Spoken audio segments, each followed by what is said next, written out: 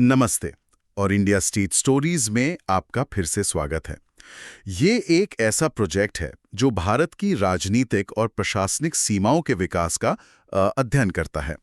इसे पुणे स्थित फ्लेम विश्वविद्यालय अंतर्गत centre for legislative education and research के द्वारा चलाया जाता है। रियासतों का विलीनीकरण हम सब जानते हैं, एक मुश्किल प्रक्रिया थी जिसके चलते नए राज्य 4 प्रशासनिक श्रेणियों पार्ट ए, बी, सी और डी में बढ़ गई। यह सीरीज मुख्य 3 कैटेगरी यानी पार्ट ए, बी और सी पर गौर करती है। पहले कुछ एपिसोड में हम भाग ए के अंतर्गत आने वाले राज्यों और उन्हें बनाने वाली रियासतों के विलय का पता लगाएंगे। मतलब वे राज्य जिनकी रियासतों को उनके संबंधित ब्रिटिश प्रांतों में मिला दिया गया था। इसमें सभी प्रकार की रियासतें शामिल थीं, जैसे कि बड़ौदा, कोल्हापुर जैसे बड़े राज्यों से लेकर संदूर जैसे छोटे और कम जाने पहचाने राज्य और गुजरात और उड़ीसा के छोटे राज्य। राज्यों के अधिकांश विलय समझौतों को, उड़ीसा और छत्तीसगढ़ के विलय समझौतों को एक तरह से प्रमाण बना के तैयार किया गया था और उनका प्रशासन प्रांतीय सरकारों को हस्तांतरित कर दिया गया। आइए अगले 11 एपिसोड में इनमें से प्रत्येक राज्य और राज्य समूहों की कहानी को अधिक विस्तार से सुनते हैं। ये सारे एपिसोड हमारी इंडिया स्टेट स्टोरीज की टीम ने लिखे आर्टिकल पर आधारित हैं। इन आर्टिकल की मदद से हमने ये चर्चा तैयार की है। आप शो नोट्स में संबंधित आर्टिकल की लिंक पा सकते हैं। तो जैसा हमने सुना, पार्ट ए राज्य वो थे जहां रियासतों को ब्रिटिश प्रांतों में मिलाया गया। आज हम इतिहास के कुछ कह सकते हैं कम सुने पन्नों को पलट रहे हैं। हाँ, पूर्वी पंजाब की 3 छोटी रियासतों पर ध्यान देंगे, लोहारू, दुजाना और पटौदी। ये नाम शायद उतने जाने पहचाने न हो, मतलब बड़ी रियासतों के मुकाबले, लेकिन इनकी कहानी बहुत दिलचस्प है। खासतौर पर भारत की आजादी और बंटवारे के उस उथल-पुथल भरे दौर के संदर्भ में। हमारे पास जो स्रोत सामग्री है वो इन तीनों रियासतों की जड़ों से लेकर उनके भारत में शामिल होने तक का पूरा सफर बताती है। जी। और एक बात जो मुझे बहुत दिलचस्प लगी वो ये कि इन तीनों की शुरुआत एक ही तरह से हुई। हाँ, बिल्कुल। तीनों ही रियासतों की नींव या यूं कहें कि पहचान वो लॉर्ड लेक ने दी थी। अच्छा। असल में मराठा प्रमुखों सिंधिया और होलकर के खिलाफ जो अभियान हुए थे, उनमें जिन परिवारों ने मदद की थी, उन्हें ये इलाके इनाम में मिले थे। तो मतलब ये ब्रिटिश राज की तरफ से वफादारी का इनाम था। हाँ, कह सकते हैं। शुरुआत में ये जागीरें थी। जागीरें। हाँ, मतलब जमीन का एक टुकड़ा जो वो संभालते थे। लेकिन फिर वक्त के साथ भारत सरकार ने इन्हें स्वतंत्र रियासतों का दर्जा दे दिया। अच्छा। तो हम एक तरह से इनका राजनीतिक विकास भी देख रहे हैं, जागीर से रियासत बनने तक का सफर। और यहीं से कहानी और रोचक हो जाती है, क्योंकि ये तीनों पड़ोसी जिन्हें इनाम मिला था, आजादी के वक्त बिल्कुल अलग अलग रास्तों पर चल पड़े। सही कहा। तो चलिए इसी गुत्थी को थोड़ा सुलझाने की कोशिश करते हैं। समझते हैं कि इन तीनों रियासतों के साथ आखिर हुआ क्या। शुरुआत लोहारू से करते हैं। हाँ ठीक है, लोहारू कोई बहुत बड़ी रियासत नहीं थी, करीब 226 वर्ग मील का क्षेत्रफल, आबादी भी शायद 30,000 से कम। सही। आकार में छोटी जरूर थी, लेकिन इसका एक मजबूत ऐतिहासिक और कह सकते हैं सांस्कृतिक जुड़ाव रहा है राजस्थान से। राजस्थान से पंजाब में होते हुए भी 100 साल तक तो ये राजस्थान के इतिहास से ही ज्यादा जुड़ी रहीं। और विलय से ठीक पहले भी देखें तो बीकानेर रियासत से काफी करीबी रिश्ते थे इसके। तो क्या भौगोलिक रूप से भी ये राजस्थान के करीब थी? बहुत ज्यादा। नक्शे पर देखें तो सटी हुई है, और इसी करीबी की वजह से ये भी सोचा गया था कि शायद इसका इंतजाम राजस्थान के झुंझुनू से करना ज्यादा आसान होता। ये छोटी छोटी बातें अक्सर बड़ा असर डालती है। बिल्कुल। प्रशासनिक सुविधा, सांस्कृतिक जुड़ाव, ये सब मायने रखता था। लेकिन फिर आया 1947 का साल, देश का बंटवारा हुआ और हालात जाहिर है पूरी तरह बदल गए, खासकर पूर्वी पंजाब में जहां लोहारू थी। हाँ, वो दौर ही ऐसा था। सांप्रदायिक दंगों की आग यहाँ भी पहुंची। स्रोत बताते हैं कि हालात इतने बिगड़े कि लोहारू के नवाब को अपनी रियासत छोड़कर जाना पड़ा। जी, ये उस दौर की एक बहुत दुखद सच्चाई थी। बंटवारे ने न सिर्फ सरहदें खींची बल्कि दिलों में भी दीवारें खड़ी कर दी। लोहारू में सांप्रदायिक तनाव इतना बढ़ गया कि नवाब के लिए वहां रहना मतलब मुमकिन नहीं रहा। उन्हें मजबूरन जाना पड़ा। हाँ, मजबूरन अपना घर, अपनी रियासत छोड़नी पड़ी। ये तो बहुत मुश्किल स्थिति रही होगी। तो फिर रियासत का भारत में विलय कैसे हुआ, मतलब जब नवाब थे ही नहीं? यहाँ एक थोड़ा सा मोड़ है कहानी में। नवाब को रियासत छोड़नी पड़ी, ये तो सच है। लेकिन स्रोत ये भी बताते हैं कि बाद में उनकी वीपी मेनन से बातचीत हुई। अच्छा, वीपी मेनन से, जो रियासतों के विलय का काम देख रहे थे। जी वही। रियासती मंत्रालय के सचिव थे। तो इस बातचीत के बाद नवाब लोहारू को पूर्वी पंजाब में विलय करने पर सहमत हो गए। यानी मजबूरी में रियासत छोड़ने के बावजूद विलय के फैसले पर उनकी सहमति ली गई, औपचारिक रूप से। हाँ, औपचारिक तौर पर उनकी सहमति जरूरी मानी गई और इस विलय समझौते पर 17 फरवरी 1948 को दस्तखत हुए। 17 फरवरी 1948। जी। ये दिखाता है कि हालात कितने भी खराब क्यों ना हो, उस वक्त भी कानूनी प्रक्रियाओं को पूरा करने की कोशिश तो की गई थी। और आज लोहारू कहाँ है, मतलब आज के नक्शे पर? आज लोहारू हरियाणा राज्य के हिसार जिले का एक हिस्सा है। हरियाणा में, ठीक है। एक स्वतंत्र रियासत से शुरू होकर आज वो एक बड़े प्रशासनिक ढांचे का हिस्सा है। ये इतिहास की परतें हैं जो आज भी उस इलाके की पहचान में कहीं ना कहीं मौजूद हैं। तो लोहारू की कहानी दबाव, मजबूरी और फिर बाद में हुई सहमति की कहानी है।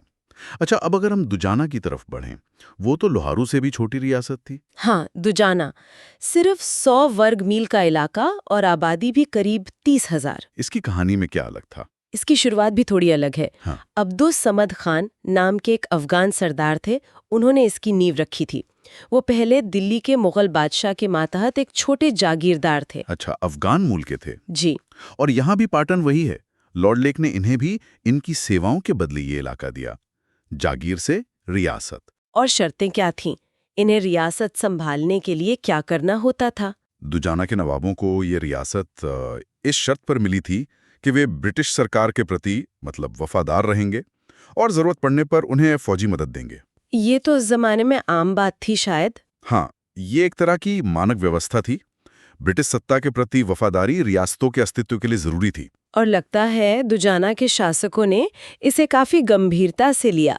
एक नवाब थे मोहम्मद खुर्शीद अली खान। हाँ, 1908 से 1925 तक। उन्होंने पहले विश्व युद्ध के दौरान रियासत के सारे संसाधन अंग्रेजी हुकूमत को सौंप दिए थे। बिल्कुल, ये उनकी वफादारी और जो समझौता था उसके पालन के एक बड़ा सबूत था। पहले विश्व युद्ध में कई भारतीय रियासतों ने ब्रिटिश हुकूमत की भरपूर मदद की थी और दुजाना उनमें से एक था। और बदले में सम्मान भी मिला होगा। हाँ, नवाब को कई सम्मान मिले, इससे उनकी प्रतिष्ठा भी बढ़ी और ब्रिटिश सरकार से उनके रिश्ते भी मजबूत हुए। यहाँ एक और चीज है, वरीयता क्रम। पंजाब की रियासतों में दुजाना का स्थान 19वां था। इसका क्या मतलब था असल में? वरीयता क्रम या ऑर्डर ऑफ प्रेसिडेंस, वो एक तरह की रैंकिंग होती थी। रैंकिंग? हाँ, जो रियासतों के कथित महत्व और उनके शासकों को मिलने वाले सम्मान को तय करती थी।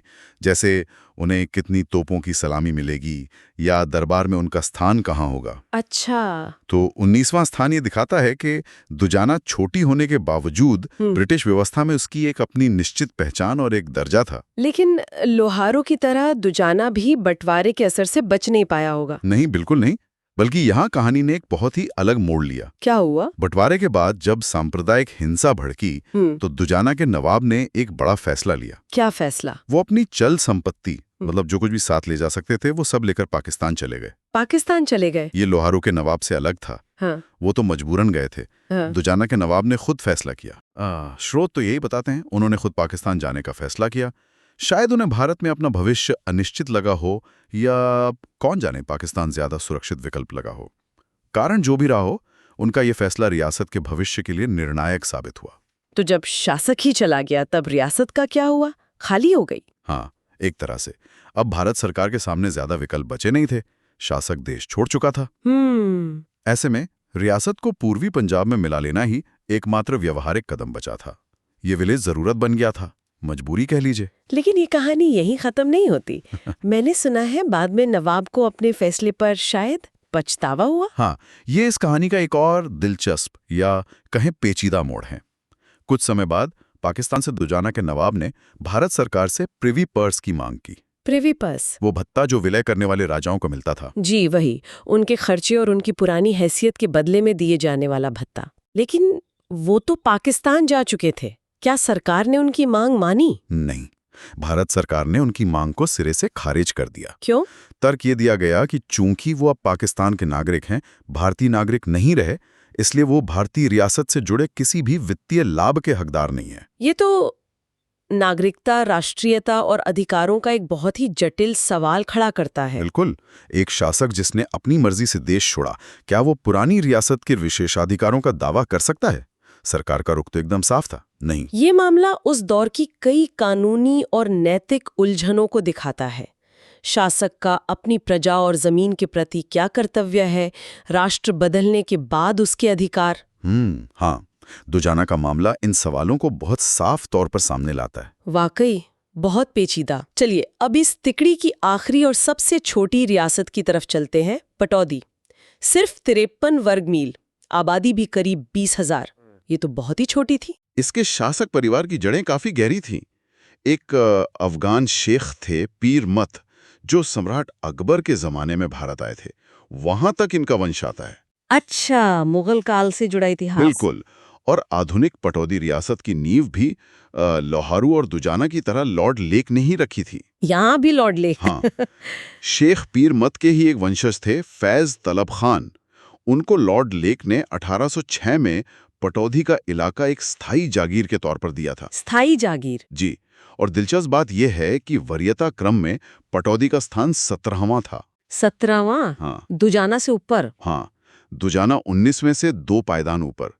ये दिखाता है कि सिर्फ आकार ही सब कुछ नहीं था, शायद वंश या दूसरे कारकों का भी महत्व रहा होगा। और पटौदी का नाम आते ही जाहिर है जहन में कुछ और भी आता है, खासकर क्रिकेट प्रेमियों के।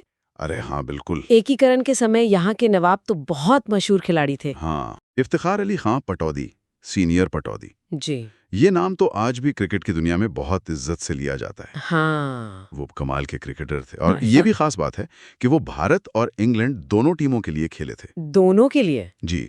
और बाद में उनके बेटे मंसूर अली खान पटौदी, जिन्हें हम सब टाइगर पटौदी के नाम से जानते हैं, टाइगर पटौदी, वो भी भारतीय क्रिकेट टीम के सबसे सफल कप्तानों में से एक बने। तो इस क्रिकेट कनेक्शन ने पटौदी को एक अलग ही पहचान दी, जो शायद उसके आकार से कहीं बड़ी थी। ये वाकई एक अनोखा पहलू है। लेकिन खेल के मैदान से हटकर भी उस मुश्किल दौर में 1947 के आसपास नवाब इफ्तिखार अली खान की एक और भूमिका थी जो शायद ज्यादा महत्वपूर्ण थी। आप बिल्कुल सही कह रही हैं। स्रोत बताते हैं कि बंटवारे के उस भयानक सांप्रदायिक माहौल में, जब चारों तरफ नफरत और हिंसा का माहौल था, नवाब पटौदी अपनी रियासत में शांति और सहिष्णुता बनाए रखने की पुरजोर कोशिश कर रहे थे। अच्छा। वो न सिर्फ लोगों को समझाते थे, बल्कि खुद भी सांप्रदायिक सद्भाव का एक उदाहरण पेश करते थे। उस वक्त में ये बहुत बड़ी बात थी। तो क्या पटौदी में हालात उतने खराब नहीं हुए जितने लोहारू या दुजाना के आसपास? ये कहना मुश्किल है कि हालात बिल्कुल शांत थे, क्योंकि पूरा इलाका ही उथल-पुथल से गुजर रहा था। लेकिन नवाब के व्यक्तिगत रवैये और उनके प्रयासों का निश्चित रूप से बहुत बड़ा असर पड़ा होगा। नेतृत्व का असर? हाँ, एक शासक का अपनी प्रजा को शांत और सुरक्षित रखने का प्रयास, वो भी उस माहौल में, वाकई काबिले तारीफ था। और जब भारत में विलय की बात आई, तब उनका क्या रुख रहा? क्या यहाँ भी कोई खींचतान हुई या कोई मजबूरी थी? यहीं पर पटौदी की कहानी लोहारू और दुजाना से बिल्कुल अलग हो जाती है। कैसे? नवाब इफ्तिकार अली खान ने बिना किसी दबाव या मजबूरी के स्वेच्छा से अपनी मर्जी से हाँ, अपनी रियासत का विलय पूर्वी पंजाब में करने की पेशकश की। उन्होंने खुद आगे बढ़कर ये फैसला लिया। ये तो काफी अलग बात है, उन्होंने खुद ही पहल की। जी। और विलय के समझौते पर 18 मार्च 1948 को दस्तखत भी हो गए। मार्च 1948? हाँ, ये फैसला उनके दूरदर्शी नजरिए को दिखाता है। शायद उन्होंने समझ लिया था कि बदलते हुए भारत में एक छोटी रियासत के तौर पर अलग रहने के बजाय बड़े संघ का हिस्सा बनने में ही उनकी रियासत और प्रजा की भलाई है। तो हमने इन 3 रियासतों लोहारू, दुजाना, पटौदी की यात्रा देखी। तीनों की शुरुआत एक जैसी, लॉर्ड लेक का इनाम, तीनों पूर्वी पंजाब में स्थित मुस्लिम शासक। लेकिन आज़ादी के वक्त तीनों के रास्ते बिल्कुल अलग। कोई मजबूरन निकला, कोई अपनी मर्जी से पाकिस्तान चला गया और किसी ने खुशी खुशी हाथ मिला लिया। इस सब से हम क्या समझ सकते हैं? ये अलग अलग अंजाम हमें क्या बताते हैं? देखिए, सबसे पहली बात तो ये सामने आती है कि रियासतों के भारत में विलय की प्रक्रिया कोई एक सीधी सादी कहानी नहीं थी। ये बेहद विविध और जटिल थी। हर रियासत की अपनी कहानी थी, अपने अलग समीकरण थे, अपने दबाव थे। और इसमें शासक के व्यक्तिगत फैसलों की बहुत बड़ी भूमिका थी, जैसा हमने देखा। बिल्कुल।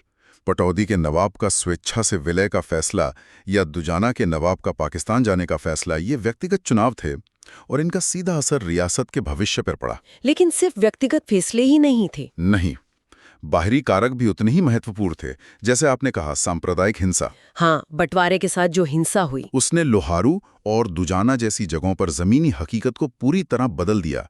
उसने शासकों पर भारी दबाव डाला, उन्हें मुश्किल फैसले लेने पर मजबूर किया। और फिर सरकार की नीतियां भी थीं। हाँ, भारत सरकार की नीतियां और उनकी कार्रवाइयां, जैसे दुजाना के नवाब के जाने के बाद विलय को अंजाम देना, ये सब मिलकर कहानी बनाते हैं। तो ये सिर्फ राजाओं और संधियों की कहानी नहीं है, इसमें लोगों का डर, उनकी उम्मीदें, नेताओं के फैसले, उस वक्त की राजनीतिक जरूरतें, सब कुछ घुला मिला हुआ है। एकदम सही। अगर हम इसे और बड़े फलक पर देखें तो ये 3 छोटी रियासतें आज़ादी के बाद भारत के राष्ट्र निर्माण की चुनौतियों का एक छोटा सा नमूना पेश करती हैं। बिल्कुल। सोचिए, ऐसी सैकड़ों रियासतें थी, अलग अलग आकार की, अलग अलग पृष्ठभूमि की। उन सबको एक साथ लाकर एक राष्ट्र बनाना कितना बड़ा, कितना पेचीदा काम रहा होगा। इन 3 कहानियों से हमें उस जटिल प्रक्रिया की बारीकियों की एक झलक मिलती है, जहां व्यक्तिगत किस्मत और इतिहास की बड़ी लहरें एक दूसरे से टकरा रही थीं।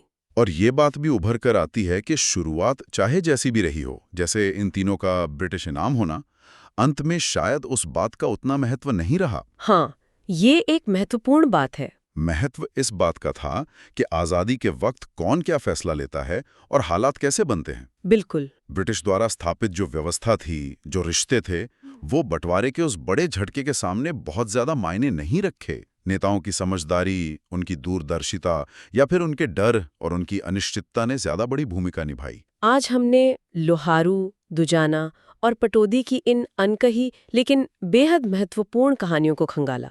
ये छोटी रियासतें भले ही इतिहास की किताबों में फुटनोट्स में रह जाती हों, हाँ, अक्सर, लेकिन इनकी कहानियां हमें उस दौर के बारे में बहुत कुछ सिखाती हैं। और शायद एक आखिरी विचार जिस पर सोचा जा सकता है वो ये है कि ये छोटी रियासतें हमें याद दिलाती हैं कि बंटवारे जैसी बड़ी ऐतिहासिक घटनाओं का असर कितना गहरा और व्यक्तिगत होता है। ये सिर्फ नक्शों पर लकीरें खींचना या आंकड़ों की बात नहीं होती। ये असल इंसानों, उनके समुदायों, उनके नेताओं के जीवन को पूरी तरह झकझोर देती हैं। और जैसा हमने देखा, अंत में नतीजा अक्सर उन मुश्किल हालात में लिए गए व्यक्तिगत फैसलों पर टिका होता था। बहुत नाजुक संतुलन होता है। हाँ, और ये हमें सोचने पर मजबूर करता है। जरा कल्पना कीजिए, अगर दुजाना के नवाब पाकिस्तान ना जाते और भारत में रहने का फैसला करते, या अगर पटौदी के नवाब विलय के लिए तैयार ना होते और कोई और रास्ता चुनते, या लोहारू के नवाब किसी तरह अपनी रियासत में बने रहने में कामयाब हो जाते, तो आज उन इलाकों का नक्शा, वहां का समाज शायद कुछ अलग होता। ये दिखाता है कि कैसे इतिहास के किसी एक मोड़ पर लिया गया एक फैसला भी कितनी दूर तक असर डाल सकता है। ये व्यक्तिगत इच्छा शक्ति और इतिहास की बड़ी ताकतों के बीच का एक कभी न खत्म होने वाला संवाद है। बहुत खूब कहा। चलिए, आज की इस गहरी पड़ताल को यहीं समाप्त करते हैं।